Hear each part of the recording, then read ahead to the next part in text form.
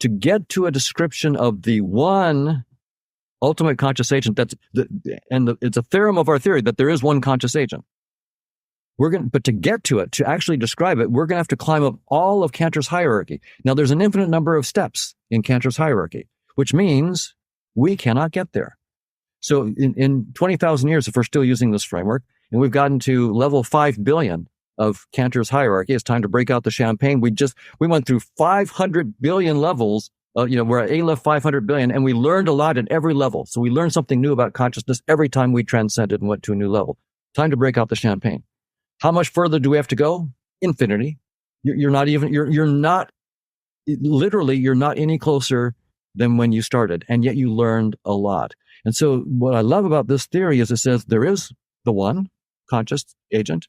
And number two, using this theory, you'll never be able to describe it. But number three, you'll know precisely how far you've gotten and precisely how infinitely far you have to go at every step of the theory. So the theory itself predicts its own failure to actually describe an entity that it's a theorem exists from the theory.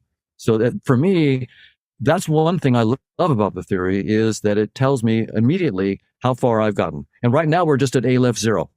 We haven't even gotten to Aleph 1 yet. So we have a long way to go. John, do you have any comments quickly? Yeah. I want to know more about what is meant by conscious agent and what is meant by the rejection of space-time. But before I do that, I mean, the arguments aren't identical, but they converge. I mean, these are very, in that sense, convergent with Neoplatonic arguments that the one lies beyond all possible conceptualization.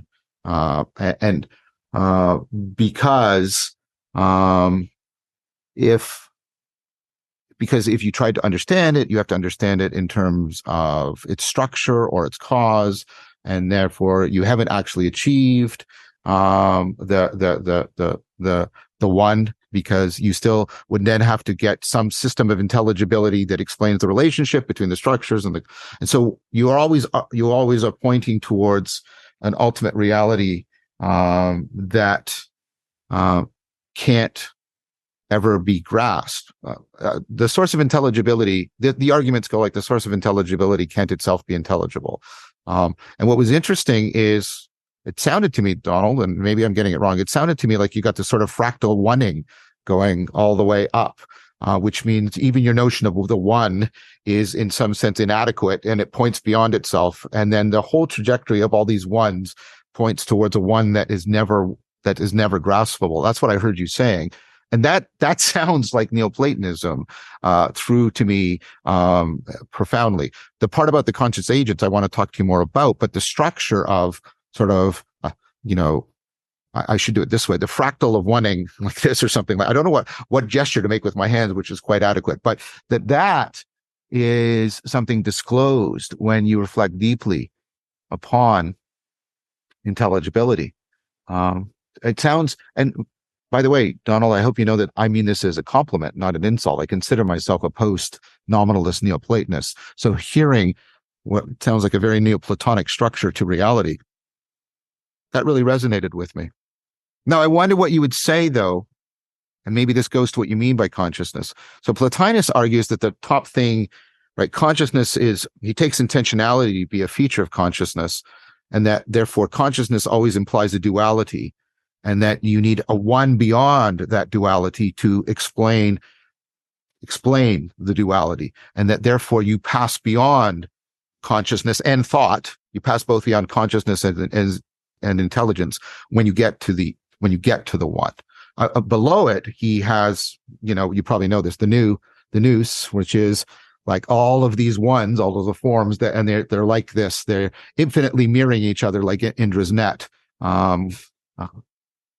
So I wonder what you think about that kind of argument. But I know that's an unfair question to just ask first, because it depends on, what you're meaning by conscious and what you're meaning by agent. Right. So, by the way, I'll describe it, but of course the paper Objects of Consciousness has the math all laid out in it. Sure. But intuitively, right, when you're trying to boot up a theory, you want the the smallest set of assumptions that you can possibly use that would boot up a general theory. And there's dozens and dozens of things you could think about a lot of theory of consciousness to deal with. The self, is there a self? Learning, memory, problem solving, intelligence, and there's a bunch of things. Qualia, possibility of free will. There's tons and tons of things. So, but we can't throw in the kitchen sink. So what we do is we try to find the minimal aspects of consciousness that we will take as the miracles, as the fundamental assumptions of our theory. And so we took two. We took that there are conscious experiences, and that conscious experiences probabilistically affect the other conscious experiences occurring. Those are and I just read in the last few weeks, looking at the modality, it turns out Leibniz says the same thing. He beat us by 300 years by saying that those were the two, if he was going to boot up a theory of consciousness, he would use those two things, the experiences and probabilistic relationships among them. So what we do is we take that idea that Leibniz beat me at 300 years ago, and we turn it into mathematics. I say a conscious agent basically is a probability space of possible experiences. So it could be an infinite probability space. So these are all the possible experiences of this conscious agent. So I write down a probability space, and then I use Markovian kernels, which is a very, very general formulation of some probabilistic relationships. So basically, we have what we call perception, decision, and action kernels, but they're all Markovian kernels, and you can take their composition and just have one Markovian kernel if you want. But we have then basically a social network of these probability spaces related by Markovian kernels.